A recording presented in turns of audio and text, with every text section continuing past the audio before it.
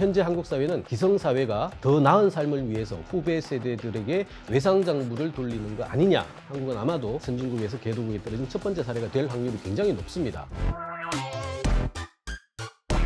안녕하세요. 한양대학교에 있는 전영수입니다. 한국의 인구 구조의 변화가 생각보다 굉장히 빠른 속도와 범위로 많은 문제를 만들고 있는 것 같습니다. 특히나 한국 사회의 현실을 이해하고요, 미래의 시나리오를 만드는데 가장 강력한 변수 중에 하나가 저는 개인적으로 인구 구조의 변화라고 생각을 합니다. 따라서 인구 구조의 변화와 관련되어 있는 다양한 현실들 그리고 양상들에 대한 집중적인 이해야말로 우리가 미래를 예상하고 진단하는 데 굉장히 중요한 기름초석이 될 거라고 저는 생각을 하는 거고요. 많은 분들이 이해하시고 계십니다. 한국 사회의 인구 구조의 변화, 결국 이제 출산율이란 단어로 귀결이 될 것 같은데요. 출산율이 빠른 속도로 줄고 있습니다. 우리가 2.1명이 되면 현행 인구가 유지가 된다고 표현하는데 지금 현재 한국의 2023년이죠. 0.6, 0.7까지 떨어졌습니다. 우리가 가지고 있는 숫자 중에서 가장 높았던 숫자가 흔히 얘기하고 있죠. 우리 582년 개띠라고 표현합니다만 6.5명임을 생각을 한다면 불과 두 세대에도 흐르지 않았는데 무려 8분의 1 가까이 줄어들었다고 이해를 하시면 옳을 것 같습니다. 자, 중요한 것은 출산율은 약간 반등할 수는 있습니다. 그럼에도 불구하고 전체적인 우리 물량, 질량이라고 표현하죠. 출산화 수는 사실은 추세적으로 줄 수밖에 없는 상황일 것 같습니다.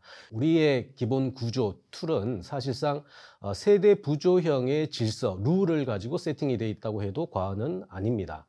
경제구조가 대표적인 상황이고요. 경제구조뿐만이 아니라 사실은 복지구조도 후속 세대의 끊임없는 보험료의 납부를 통해서 선배 세대, 피부양 인구의 수급을 받아가는 구조로 설정이 되어 있는 것이죠. 문제는 출산율과 출산화 수의 폭감 때문에 끊임없이 공급돼야 될, 우리가 대전제를 하고 있는 후속 인구의 폭감이 사실상 선배 인구에 대한 변화가 없더라도 기본적으로 사회 체제를 유지하기 힘든 정도까지 상황을 악화시키고 있다는 뜻입니다. 문제는 0.67이 갖는 의미인데요. 우리가 서구 사회, 한국보다 훨씬 더 빨리 저출생 고령화의 시대 변화에 직면한 우리 EU 등 OECD 등 간에 선진국 같은 경우에는 사실상 지금 현재 1.6명 수준에 수렴하면서 떨어지는 속도를 완화하고 있습니다만 한국은 뒤늦게 뛰어들었죠. 그럼에도 불구하고 1.6에 나누기 2보다 훨씬 더 심각한 숫자 0.67까지 만들어지고 있다는 것은 굉장히 심각한 상황이다라고 이해를 할 수가 있습니다. 문제는 이런 것들이 이른바 미래를 어둡게 생각하는 청년 인구의 출현과 연결이 되어 있다는 뜻입니다. 결국 소위 미래의 편익을 위해서 현재의 고통을 감내하면서 향상심을 발휘하면서 참아서 미래의 더 큰 편익을 얻으려고 하는 이런 절제된 여러 가지 행동 원칙들이 사실은 사회를 발전시키고 경제의 성장을 보다 더 넉넉하게 만드는 동력이자 가장 중요한 트리거가 촉발제가 될 것 같은데 후속 인구의 질량 자체도 줄어들었고요. 물량 자체도 줄어들었고 또 구매력 자체도 폐감된 젊은 친구들의 대거의 출현이라는 것은 한국 사회의 지금까지의 지배적인 룰이 더 이상 통용되지 않는다는 것을 의미합니다. 결국 요소 투입형의 자본주의 모형이 어쩌면 이제는 더 이상 유지가 되거나 지속이 될 수 없는 상황까지 왔다는 것이죠. 사실은 한국은 이 추격자의 이득 혹은 후발자의 이득이라고 표현되는 굉장히 뚜렷한 공급 체인 안에서의 성장 구조를 통해서 우리는 굉장히 성장을 해왔는데 그 구조 안에서 청년 인구들의 등장이라는 것은 사실상 지금보다는 보다 더 나은 삶을 위해 가지고 많은 것을 발휘하고 그 과정 속에서 구매력을 획득할 수 있고 그걸 통해서 이제 위험한 카드라고 표현하는 가족을 결성하는 이러한 어쩌면 인간이 가지고 있는 본능에 가까운 생애 라이프 스타일을 선택을 할 수가 있었는데 한국 사회가 드디어 그런 점에서 아마도 인류 최초로 어쩌면 미중의 길을 가고 있다라고 이해를 해도 좋을 것 같습니다. 결국 뭐냐면 부모 세대보다 가난할 수 있는 최초의 청년 그룹이 등장했다라고 이해를 해서도 좋을 것 같아요. 자, 문제는 사회는 연결되어 있다고 표현을 했습니다만 우리 경제구조, 자산시장 다 마찬가지입니다만 기본적으로 손바뀜이 전제되어 있는 형태에서의 세대 부조 구조가 소위 후속의 인구 자체도 줄어들었는데 구매력도 약화된 방식으로 공급되는 이 친구들이 결국 기존에 세팅된 방식의 사회 구조를 유지시켜줄 수 있을 것인가가 가장 중요한 맥락이 될 것 같습니다. 그런 점에서 놓고 본다면 앞으로의 청년 인구는 감히 우리가 추정을 한다면 저축 제로 세대가 대거 출현한다는 것을 스스로도 연결시킬 수 있다는 것이죠. 물론 후속 세대가 저축이 있을 수는 없어요. 하지만 저축이 비록 지금은 없어도 미래에는 있을 것이라는 기대하에 끊임없이 향상심을 가지고 사회에 진출하고 또 열심히 노력하셔서 근로소득이 자산소득이 되고 자산소득이 또 미래와 관련되어 있는 행동 패턴을 정하는 굉장히 중요한 동력이 만들어져야 되는 것인데 지금 20대, 30대에게는 그런 흐름 자체가 굉장히 제한적이라는 것입니다. 어쩌면 한국 사회는 지금 선진국에서 굉장히 많은 걱정들을 해주고 있어요. 왜냐하면 노동이 줄어들면서 자본까지도 약화되는 어쩌면 과거 우리 아담 스미스가 만들어냈던 자본주의 모형, 즉 요소 투입형의 자본주의 모형이 더는 기능하지 않는 첫 번째 사례가 한국이 될 확률이 굉장히 높습니다. 결국 선진국은 현재 한국 사회를 뒤따라오면서 그들이 가지고 있는 출산율 1.6명도 곧 한국을 뒤쫓아서 0.7, 0.6까지 떨어질 것이기 때문에 후발자의 자리에서 이미 많은 경험을 하고 있는 선발자가 된 한국의 상황들을 뒤쫓는 상황이 된 거죠. 그렇다면 한국의 선택과 한국의 실험들이 후발자의 이득으로서 선진국에게 제대로 발휘가 된다면 선진국들은 한국을 쫓아서 새로운 지속 가능한 신자본주의 모형을 채택을 할 것이고요. 만약 그게 안 된다면 한국은 아마도 선진국에서 개도국에 떨어진 첫 번째 사례가 될 것이고 그 첫 번째 상황 안에서 미래가 어둡고 불안한 청년들이 최초로 등장하는 것을 의미합니다. 자, 정리하면 선진국이 가지고 있는 공통의 우리 한계라고 표현하죠. 성장은 정체되고 성장이 정체되니 당연히 조세 혹은 재정과 관련되는 상황들도 악화될 수밖에 없고요. 아직까지 선진국은 괜찮습니다만 한국이 이미 완성한 인구 구조의 변화, 이른바 인구병이라고 표현한 이 세 가지 상황 안에서 후속 주자죠. 바로 청년 그룹들이 선택할 수 있는 가장 좋은 합리적인 선택은 바로 리스크 해칭입니다.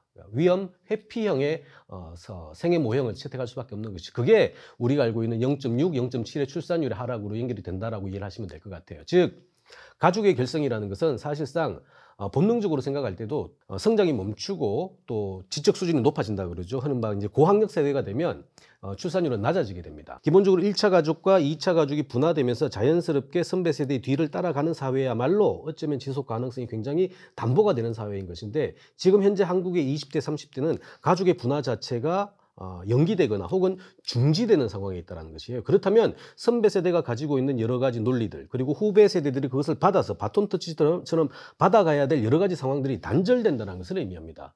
특히나 경제 구조 대표적인 것이죠.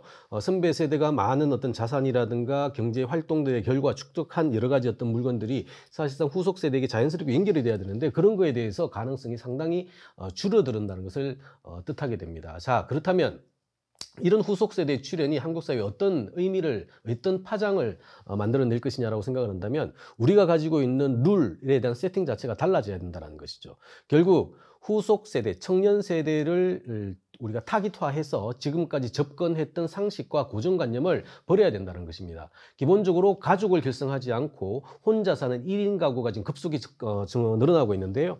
결국 4인 가족이 지금 10%가 안 되고요. 1인 가구가 42%까지 갔다는 얘기는 즉 가족 소비가 전제된 방식으로서의 자원 배분이 아니라 이제는 혼자 사는 사람의 가치 판단에 근거한 자원 배분이 어쩌면 표준 모델이 될 수밖에 없다는 것을 확인할 수가 있습니다. 자, 그렇다면 기본적으로 우리가 세팅되어 있는 가족 소비와 관련되어 있는 많은 흐름들은 사실은 바뀌어야 된다는 것이죠. 우리가 알고 있는 저성장의 안착이라든가 가치관의 변화가 사실은 불러온 굉장히 일반적인 논리입니다만 그거보다 더 큰 한국만의 상황들, 결국 서구 사회가 1.6 수준에서 그나마 묶어둔 상황을 한국은 그거를 나누기 2까지도 더 악화된 상황으로 만들어버린 가족 단절이라고 표현되는 부분들을 사실은 전체적인 상황에서 놓고 봤을 때 굉장히 좋지 않은 결과들을 만들어낸다는 것이죠. 자, 그렇다면 대표적인 상황입니다. 20대와 30대가 저축이 제로다. 저축이 거의 없을 것이다. 즉 근로소득 자체가 굉장히 제한될 것이다. 그것은 너무나 뚜렷한 신호가 있는 거거든요. 사실 선배 세대들이 고민할 때 가족을 왜 분화했을까라고 생각을 하면 사실은 합리적이고 똑똑할수록 그런 가족의 선택들을 하지 않는 게 오히려 더 효율적인 의사결정의 결과일 수밖에 없죠. 왜냐하면 20대, 30대에는 근로소득도 굉장히 취약할 것이고 하물며 자산소득은 거의 없을 거란 말입니다. 굉장히 연약한 처지일 텐데 가족, 즉 피부양 인구를 옆에 둔다라는 의사결정은 굉장히 하이 리스크한 거죠. 고위험한 선택인 것이에요. 그럼에도 불구하고 우리가 그 선택을 했습니다. 저도 선택을 했고 많은 선배 세대들이 선택을 했어요. 이유는 내가 지금 비록 가진 게 없어도 10년 후에는 나의 이 월세가 전세가 될 것이고 20년 후에는 이게 작지만 자가가 될 것이고 30년 후에는 비교적 30평에 가까운 국민평형에 가까운 내 집이 생길 거라는 뚜렷한 고성장의 수혜라고 표현되는 인플레의 어떤 그 결과물들이 우리에게 있을 것이라는 확정적인 신호가 있었기 때문에 비록 가진 게 없어도 자녀를 결성하는, 자녀를 두는 그런 하이리스크한 선택들을 가지고 갈 수밖에 없었던 거죠.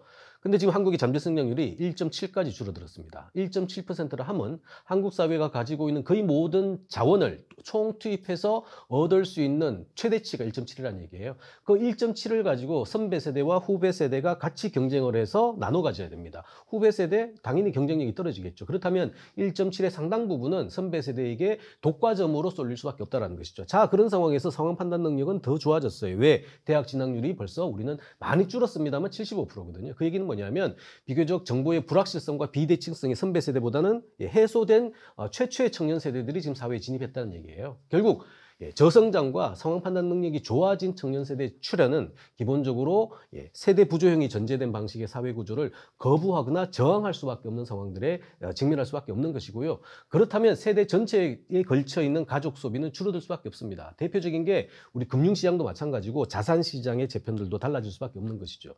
소득이 없는데, 즉 미래와 관련돼 있는 불확실성들이 굉장히 커지고 있는 상황에서 안정적인 방식으로서의 가족을 결성한다는 것은 굉장히 위험한 카드일 수밖에 없습니다. 저축을 한다 하더라도 그 저축의 동기는 기본적으로 본인의 노후 소득의 노후의 생활과 관련된 것에 집중될 수밖에 없는 것이고요. 반면에 가족과 같이 쓰는 방식은 굉장히 제한되겠죠. 자, 그렇다면 금융시장도 재편될 수밖에 없습니다.